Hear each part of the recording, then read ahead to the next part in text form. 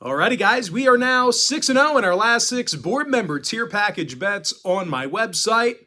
And the good news is we have another board member tier package play going off here today. Not only do board members get access to the board member tier package bet itself, you're also going to get access to every single personal play, every single package, every single day for the next 30 days. The math works out to be just $1.66 a day. But before we dive into some more of that, just want to take a quick time out and welcome you to the video here today for Friday, February 10th, 2023. My name is Brock Page. I've been doing sports picks on YouTube since 2016. I also sell my personal plays on patreon.com/BrockPage. And once again, guys, we are 6-0 in our last 6 board member tier package bets on that site.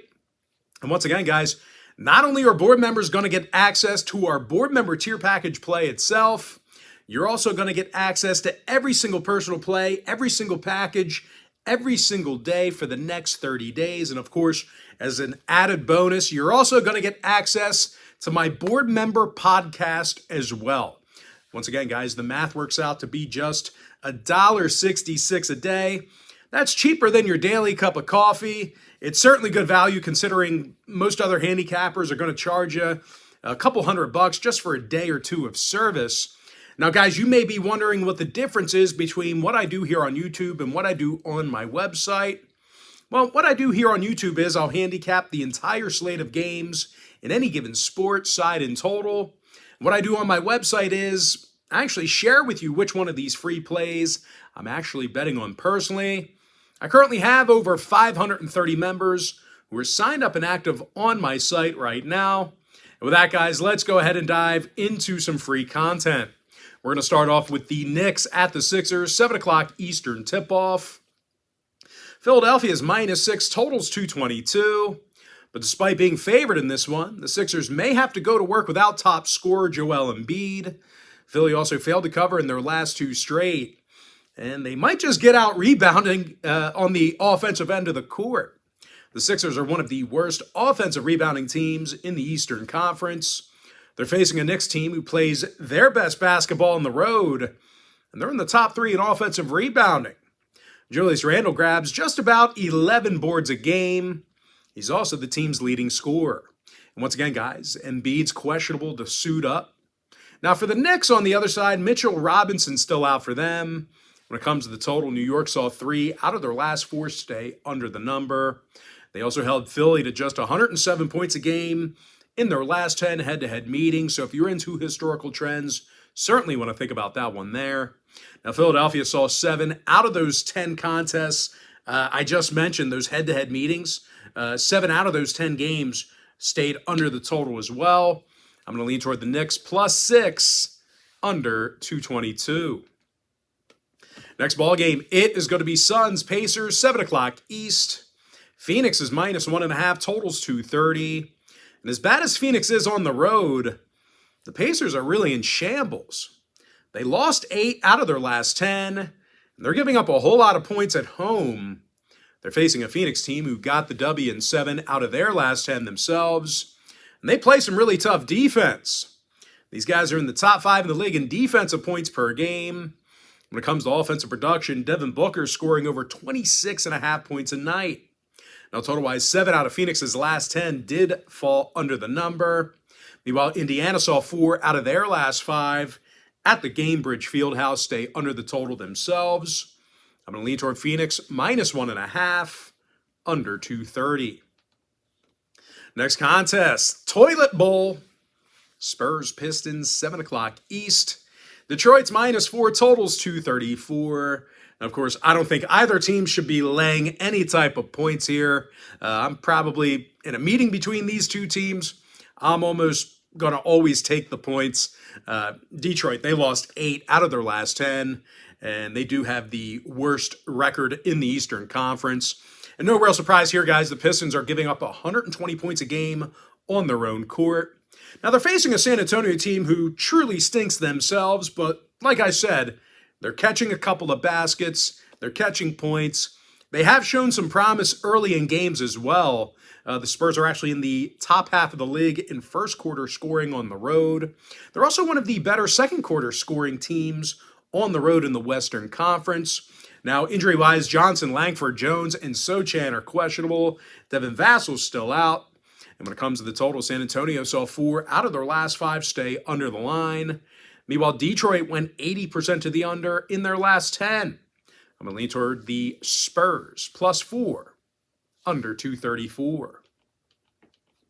Next matchup, Hornets, Celtics, 7:30 p.m. East. Boston's -10, totals 230. And even though the Celtics should steamroll these guys, Boston is a touch banged up right now. Jaylen Brown and Marcus Smart are out. Tatum and Horford are questionable.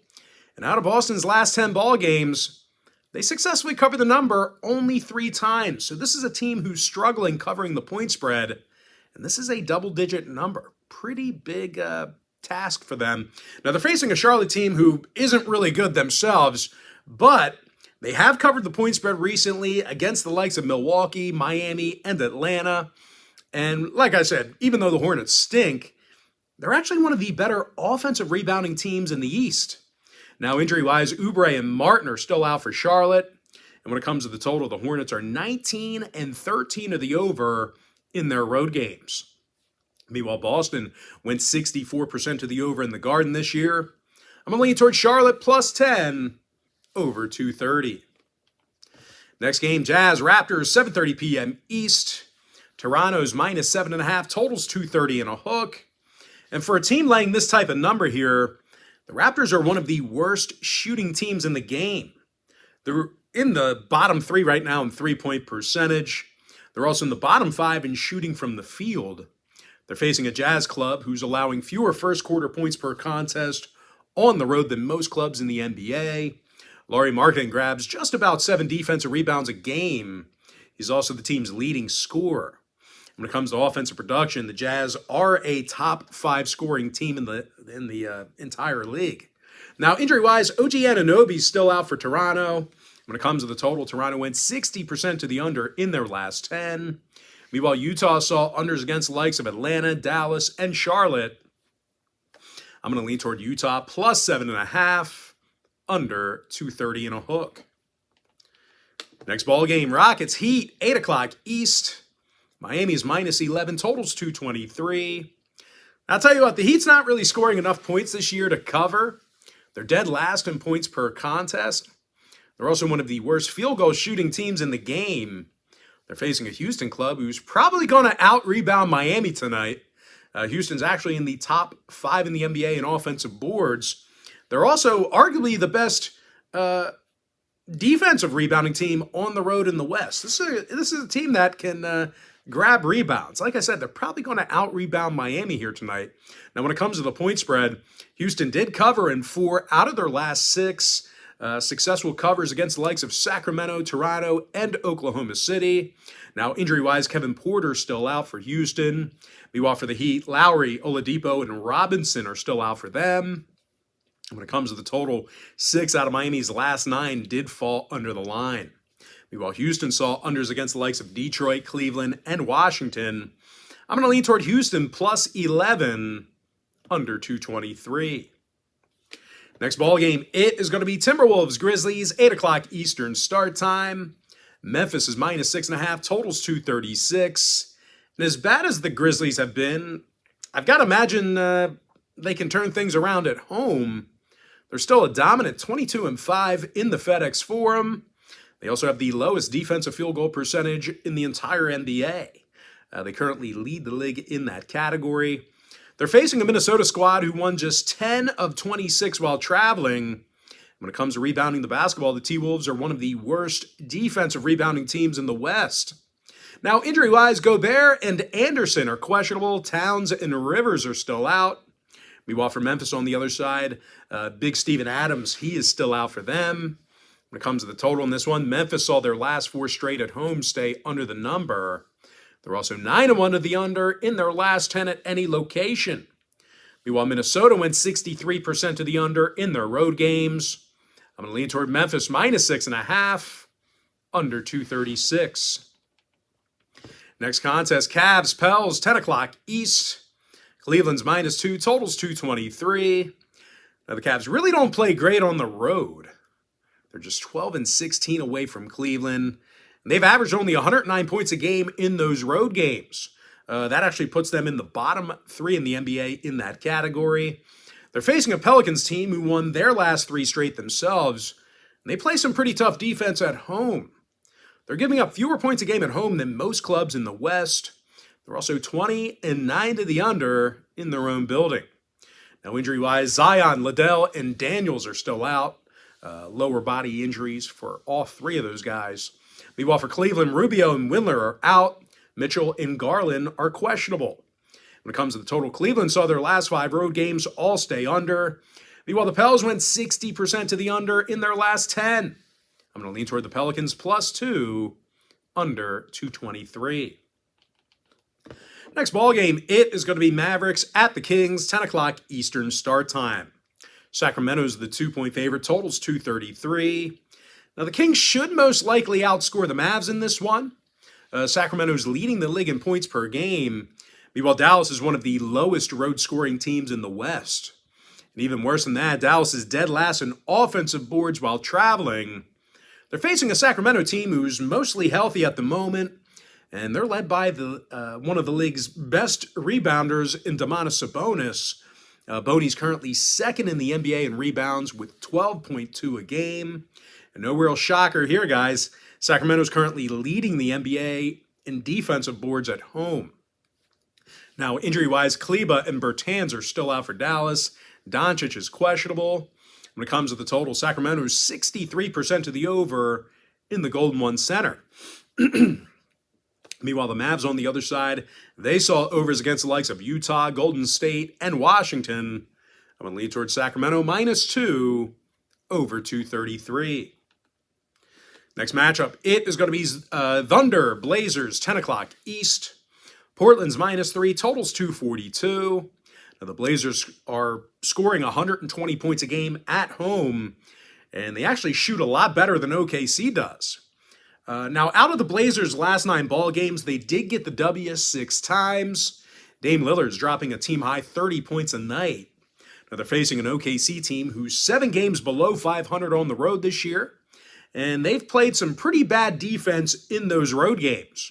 Matter of fact, OKC's dead last in the league in defensive boards away from home. Now, when it comes to the injury report, Lou Dort is questionable with a hammy. When it comes to the total, OKC saw 5 out of their last 7 get over the number. Meanwhile, Portland's 17-10 to the over at the Moda Center. I'm going to lean toward Portland -3, over 242.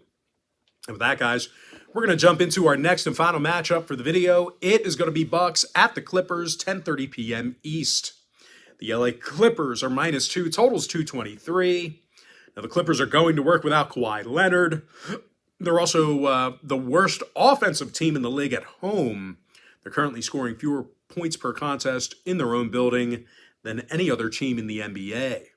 Now, they're facing a Milwaukee squad who should shut them down defensively. The Bucks lead the league in guarding the three-pointer on the road, and they're actually in the top 3 in defending the field goal. Giannis Antetokounmpo, he averages 10 defensive boards a night. He's currently leading the NBA in rebounds per contest. Now, when it comes to the injury report, Ingles is out for Milwaukee, Leonard out for the Clippers. When it comes to the total in this one, we do have 2 of the toughest defensive teams in the league. LA's seen a ridiculous amount of unders in the Crypto Center as well. These guys are 21-5 to the under in their own arena. Meanwhile, Milwaukee's gone a staggering 18-9 to the under in their travels. I'm going to lean toward Milwaukee +2, under 223. And with that, guys, we're going to jump into our quick pick recap. I like the Knicks +6, under 222. Phoenix Suns -1.5, under 230. San Antonio +4, under 234. Charlotte Hornets +10, over 230. Utah Jazz +7.5, under 230 and a hook. Houston +11, under 223. Memphis -6.5, under 236. New Orleans Pelicans +2, under 223. Sacramento -2, over 233. Portland -3, over 242. And with my next and final free pick, I'm going to lean toward Milwaukee +2 under 223.